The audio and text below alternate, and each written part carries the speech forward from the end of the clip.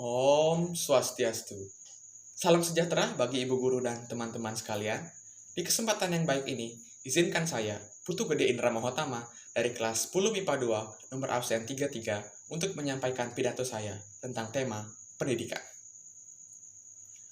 Dewasa ini, pendidikan di Indonesia telah berkembang dengan pesat, yang ditandai dengan adanya inovasi-inovasi yang menjadi terobosan bagi sistem pendidikan di Indonesia.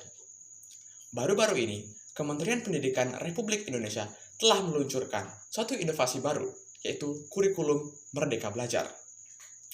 Kurikulum Merdeka Belajar memfokuskan siswa untuk mengeksplor potensi, minat, dan bakat mereka secara mandiri dan menyeluruh.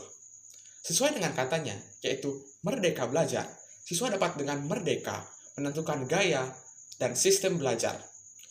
Oleh karena itu, siswa dapat dengan fleksibel belajar tanpa hambatan. Jika ditinjau dari sisi baiknya, kurikulum Merdeka Belajar ini menargetkan siswa untuk mengetahui potensi, minat, dan bakat mereka sedini mungkin agar mereka punya rencana ke depannya untuk menjadi apa. Di kurikulum Merdeka Belajar ini, siswa dapat mencoba segala hal dan menentukan pilihan yang cocok sesuai dengan minat dan bakat mereka. Di kurikulum ini, mereka difokuskan pada keterampilan dan juga kemampuan memecahkan masalah atau problem solving. Siswa dilatih dengan tugas dalam bentuk proyek untuk mengasah dua kemampuan tersebut, yaitu kemampuan keterampilan dan juga kemampuan memecahkan masalah atau problem solving. Akan tetapi, tak ada gading yang tak retak. Penerapan kurikulum merdeka masih belum bisa dilaksanakan secara maksimal di seluruh wilayah Indonesia. Para siswa pun mengeluh dengan banyaknya tugas yang diberikan oleh sekolah.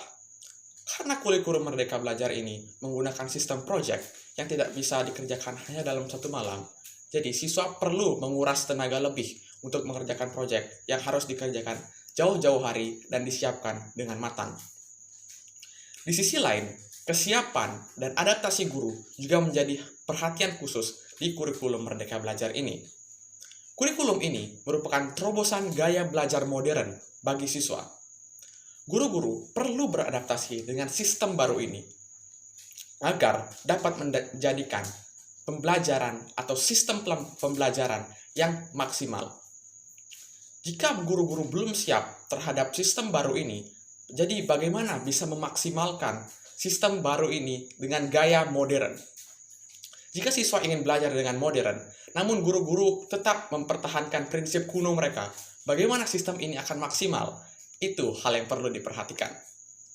Namun, pada akhirnya, kurikulum ini tentu saja memiliki kelebihan dan kekurangannya masing-masing. Perlu waktu untuk memantapkan dan memaksimalkan kurikulum ini ke tingkat yang lebih lanjut. Kita sebagai siswa hanya mampu menggunakan segala hal dan segala sumber daya untuk meningkatkan proses pembelajaran agar menjadi efisien dan efektif. Kita tidak harus bergantung kepada siapa-siapa. Yakinkan diri, kuatkan ambisi, siswa Indonesia bersinergi dalam inovasi. Sekian, terima kasih. Om Santi Santi Santi Om.